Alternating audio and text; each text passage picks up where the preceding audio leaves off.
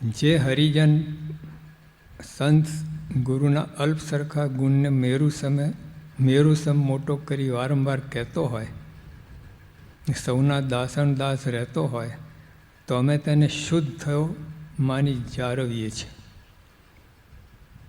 હવે આ તપ વ્રત કરે શુદ્ધ કરે, પણ આ ગુણ ગ્રહણ કરે ને એકદમ શુદ્ધ થાય.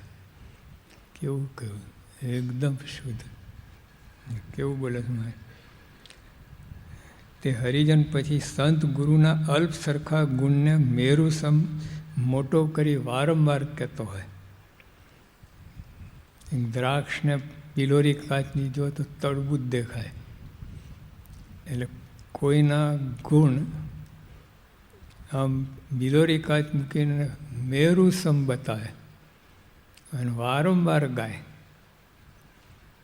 આપણે શું કરીએ? જરા એકદમ વિચાર કરો તો આપણે શું કરીએ? કોઈનો અવગુણ વારંવાર બોલો. હવે એમાં આપણે અનુભવ ના હોય, કોકના કયાથી દીધે રાખીએ છીએ, વારંવાર કહેતા ફરીએ. જોયું ના હોય, કાંઈ ના હોય, એ કહેનારનું પ્રમાણ કેટલું, આ કેટલું. જેમ બ્રહ્માંડ સ્વયં કઈ તકલીફ પડી ગઈ હતી. એમનો એક ચેલો જવા બેઠો, મુક્તાન સાઈને ખબર પડી એટલે બોલાયા અને સમજાઈને રહેવા કહ્યું. એ કે ના જ રહું, જતો રહું. બહુ તો કે તમે રાખો તો રહું, બ્રહ્માંડ સાઈ સાથે તો ન જ રહું. મુક્તાન ભલે રહેતો હોય તો આપણી સાથે. અને એટલામાં તો ત્યાં પહોંચી ગયા મેસેજ બ્રહ્માંડ સ્વાઈને. હવે કહેનાર વ્યક્તિનું કંઈ નામ નથી, કોને કહું. હાવ 2 પૈસાનો માણસ હશે, પણ એને કહું બ્રહ્માંડ સ્વાઈ મુક્તાન એક ચેલો પડાવી લીધો. આખું મરી મસાલો નાખીને વાત ફેરી નાખી. કેવી મચોડીને વાત મૂકી. બ્રહ્માંડ આટલા બુદ્ધિશાળી બધું, પણ તો એ જો લેવી ગયા. તો કે મુક્તાન આવું કેમ કર્યું? લે, કેટલા બુદ્ધિશાળી હતા. અહીંયા કોઈને ચાલતું નથી. હા, પછી એમને છે અવગુણ આવી ગયા. મુક્તાન છે પગે લાગવા ના ગયા 7 દિવસ સુધી. પછી એ ના જાય તો એમના બધા 60 સંતો ક્યાંથી જાય? મહારાજને ખરું આ તો ડુંગરો તૂટ્યો, આ તો 2 એન્જિન અથડાયા, ના ચાલે. પછી મહારાજે સભામાં પૂછ્યું કે જે પાડાની પેઠે રીસ રાખે સાધુ કહેવાય? જો મહારાજને કહેવાની રીત કહી, મારે એવું ના બોલ્યા. એટલે તમે સાધુ તો કોણ છો? આટલા વર્ષો સદગુરુ થઈને ફરો છો, ભાન પડે છે? અહીં આંટી રાખો છો? એવું ના કહ્યું. કાંઈ નહીં, આટલું એમના મોઢે જ કેવડાવું કે આવું હોય સાધુ કહેવાય? બ્રહ્માએ કે ના મહારાજ, પતી ગયું. આટલી પાછળ પાણી ગરમ કરીને 10 મણ લાકડા બારવાના હોય, આપણે એવું કરીએ છીએ. પાણી ગરમ થાય, ઉડી જાય બધું, હાથ પગ ના હોય. તો મહારાજે કેવું કર્યું? પાછળ પાણી ગરમ કરે તો કંઈ 2 સાઠા મૂક્યા હોય, તારે ગરમ થાય, પતી ગયું. એ ઓલવી નાખે ફફો કરીને.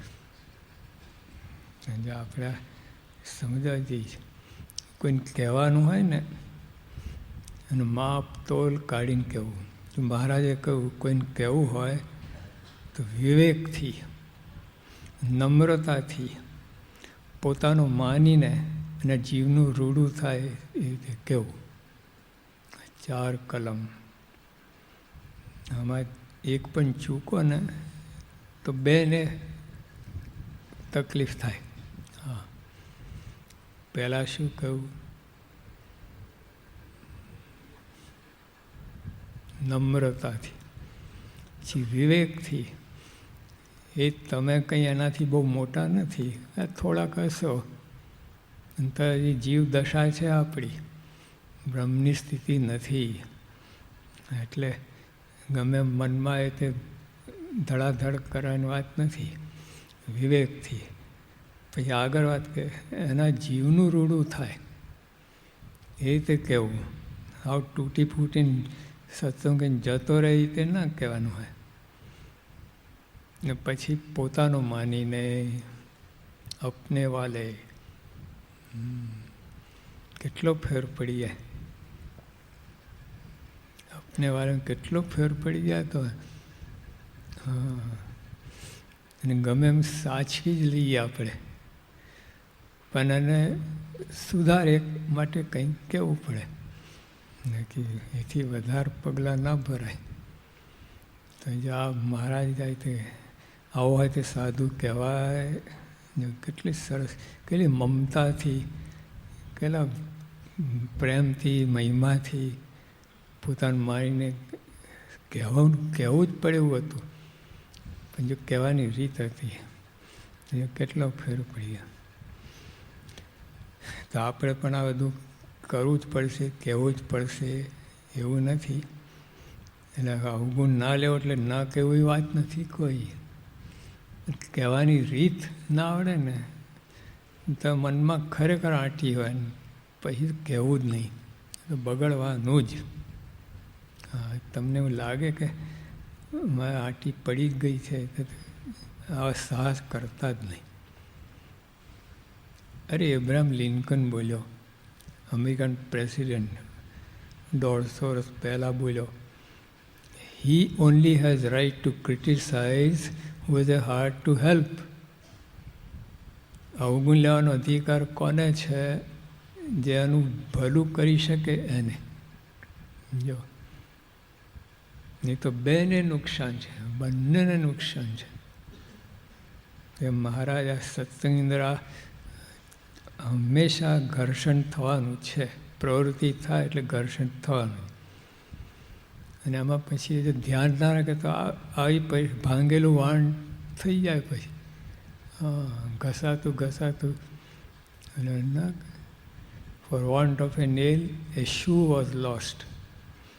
ઘોડાની વાત છે ને, નાલમાં એક ખીલો નીકળી ગયો તો એલા કે ચાલશે, આખી નાલ નીકળી ગઈ કે ચાલશે. ઓલાને પગ ભાંગ્યો ઘોડાનો, પડ્યો. પાછળ શત્રુ ઘેરી વર્યા, એના જે નેતા કમાન્ડર હતો એને મારી નાખ્યો. તો આખી લડાઈ હારી ગયા લોકો. For want of a nail battle was lost. એક ખીલા માટે આખું યુદ્ધ હાર્યા. આવું બધું એટલે મહારાજ ચેતે છે. અભાવની વાતનું બહુ નુકસાન છે, દેખાતું નથી. મહારાજે મુક્તાન સ્વામીને પૂછ્યું, મુક્તાન સ્વામી, કોઈનો અભાવ આવે, અવગુણ આવે એટલે જ રહે છે કે વધુ અવગુણ સૂજે છે? મુક્તાન મહારાજ અટકણ તો એવું લાગે છે કે એટલે ને એટલે રહે છે. તો મહારાજ કે તો અભાવ અવગુણ લીધો કેમ કહેવાય? તમારી નજર પહોંચી નહીં. મારા મુક્તાન સ્વામી કહે છે તો એ નજર પહોંચી નહીં. જો એટલે જ રહેતું હોય તો અવગુણ આવ્યો કેમ કહેવાય? એ તો ફરીને બધું વધારે અવગુણ સૂજે છે. કોઈનું પણ થાય, જો તમે કોઈના અવગુણ આવે ને પછી તો આખું ઢાળો ઓલી બાજુ વરે કે હા ઓલું મેં સાંભળ્યું તો એ સાચું લાગે છે, આ એમાં હશે આ અવગુણ.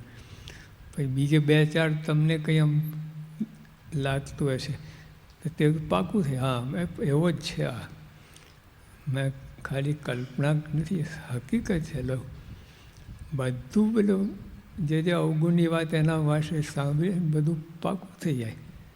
લેવા દેવા વગર પાકું થઈ જાય. ખાલી ભ્રમ છે તો પાકું થઈ જાય. એટલે આવું થઈ જાય. એટલે મહારાજે કહું એ બાજુ જવું જ નહીં. એ ભગવાન સંશય કોઈ પચાવી શકે એમ નથી અવગુણ. હા, એટલે જો મહારાજ અમે વાત કરે છે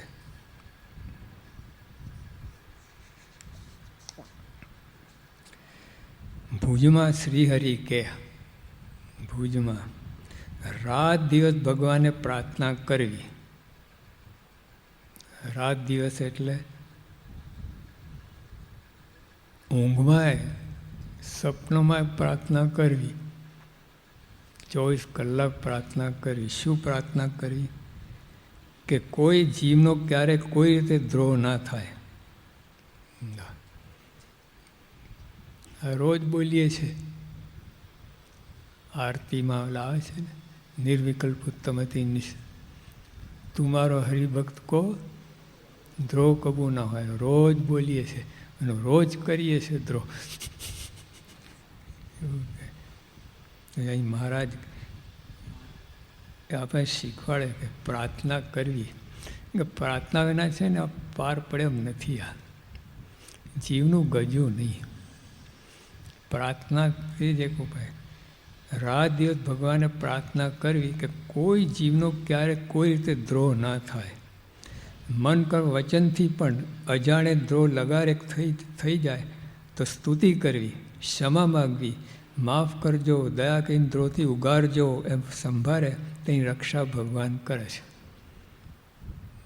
ભગવાન અભાવ ગુણ માટે, દ્રોહ માટે આપણને પટાબાજી શીખવાડે છે, દાવપેચ શીખવાડે છે. કુસ્તી મલ કુસ્તી શીખવાડે ને, પેલા દાવપેચ શીખવાડે. એમાં મહારાજ અભાવ ગુણ બધી માયા સાથે દાવપેચ રમાડતા શીખવાડે. પ્રાર્થના જ કરજો મહારાજને, ભગવાનને, મહારાજ બાપા સ્વયં બાપાને, એ બાપા દયા કરજો, કોઈનો અવગુણ ના આવે, દ્રોહ ના થાય, થઈ ગયો તો માફી માગવી, ક્ષમા કરાવજો. એક ખાતું તરત ચૂકવી દેવું તો બહુ મોટું થઈ જાય. ચક્રવર્તી વ્યાજ નહીં તો બમણું તગડું એકદમ ચડે. એકદમ 1000 રૂપિયા લીધા ને સીધા વ્યાજમાં કેટલા થાય? 1100 થાય, 1200 થાય, 1300, 1400. આ તો 1000 લીધા ને તરત જ 5000 થઈ જાય. હા, 25000 થઈ જાય. એટલે તરત અને ઉકેલ લાવી દેવું. ભાવગુણ બાબતમાં ઝાડ થવા જ ન દેવું. અંદર બી પડ્યું નથી, નાશ કરી નાખો. કોઈ સત્સંગ પ્રત્યે દ્વેષ રાખે ને સંત અથવા હરિભક્તને વિના અપરાધે મારે, તેને અનેક બ્રહ્માંડ ભાગ્યાનું પાપ લાગે છે. અનેક બ્રહ્માંડ ભાગ્યાનું. એટલે આ તો હાથ તો ઉપાડાય જ નહીં કોઈ ઉપર. તમારા ઉપર કોઈ ઉપાડે તો ભલે, ભગવાન રક્ષા કરે, આપણે ઉપાડાય નહીં. એક ભગત લગાવી દીધી ખર, બરાબર 5 આંગળા પડ્યા, 5 કેન્ડી. ભગવાન છૂટ્યા તરત જ, ગરમી થઈને ઠંડક કરવા માટે. હવે સામે 2 લગાવી દીધી ઓલાને. ભગવાન યુ ટર્ન માર્યું ભગવાન. નારદજી કે મહારાજ ગયા શું, આયા શું, આ શું બધું? એ લોકોને પોતે કોર્ટ કચેરી કરી નાખી, મારી જરૂર ના પડી, જજની જરૂર જ ના પડી.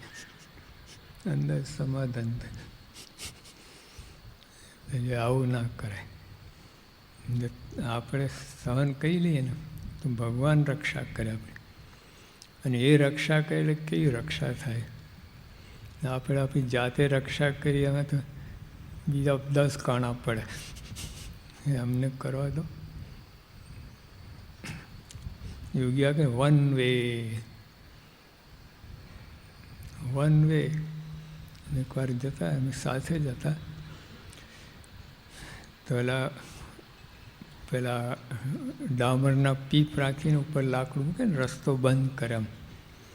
તો જે અમારી સાથે જે ડ્રાઈવર હતો, ડ્રાઈવર એટલે યુવાન હતો, એની પોતાની ગાડીમાં ઉતરીને ઓલા ડબલા ખસેડવા ગયા. ખસેડીને આ સાહેબ કે શું થયું?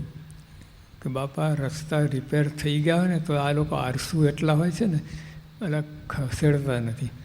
કે ના ગુરુ, આ નીચેથી લો આમ. ના સ્વામી, આ બધું એવા છે. સ્વામી બહુ વાર જેવું ના કરે આપણા જીવા જોડી. સમજાય? તું ગુરુ કે હું ગુરુ? હું નિર્દેશક છું કે તું છું? એવું ના કરે. થી આગળ ગયા અને પોતાનો અનુભવ થયો. રસ્તો તૂટલો, રસ્તો ઊંચો હતો, 3 ફૂટ. વારાય વખત પણ નહીં, વારવી હોય ને ઊંધી જ પાછી લેવી પડે. 1 કિલોમીટર આમ જોખમવાળો ઊંચો રસ્તો સાચી પાછી લીધી. પાછો વચ્ચે 25 ફૂટ તૂટલો હતો. એનું બાજુ તું આખી કાર ઊંચકીને પહેલાં મૂકે તો થાય, એવું તો શક્ય જ નહોતું. યોગી આવા કે શું થયું, મને શું બોલે બચારો. યોગા કે 1 વે અક્ષરધામ. ઈશ્વરચંદ સાંઈ કે બાપા એ શું 1 વે શું, કે અક્ષરધામમાં જુએ ને ખાલી ગુણ જ, ગુણ અવગુણ નહીં, 2 વે નહીં. જે આવું વાત છે. આ સમજે જ છૂટકો, તમને ગમે કે ના ગમે. આપણા આ પ્રકારનો સ્વભાવ છે ને મરોડીને ભાંગવું જ પડશે. આ સ્વભાવ, અભાવ ગુણ લેવાનો સ્વભાવ છે ને એને એની સાથે સમાધાન કરીને આગળ વધારશે જ નહીં. તો ગમેલું આગળ વધારશે ને તો નીચે આવશે. સાપ સીડી રમ્યા છો? રમત 98 ઉપર હોય છે મોઢું, 2 જ ખાના બાકી હોય અને નીચે ક્યાં ઉતારે? 6 ઉપર સીધા હે લાંબો હોય અને ચડવાનું બહુ હોય તો 15-20 ખાના ચડે, વધારે બધા 5, 6, 10 ચડે. ઉતરે તો એકદમ 80 ખાના ઉતરી ગયા સીધો. એવું છે. એટલા અભાવની વાત એવી જ છે. અને બીજું કાંઈ નહીં. હું તો છે કે જો ભગવાન જે રીતે રાજી થતા એમ કરો. જો અવગુણ લેવાથી રાજી તો અવગુણ લો. અવગુણ લેવા રાજી ના થતા હોય તો શું કામ કરવું? મારા મધ્યના 26 ચોખ્ખી વાત કરી છે.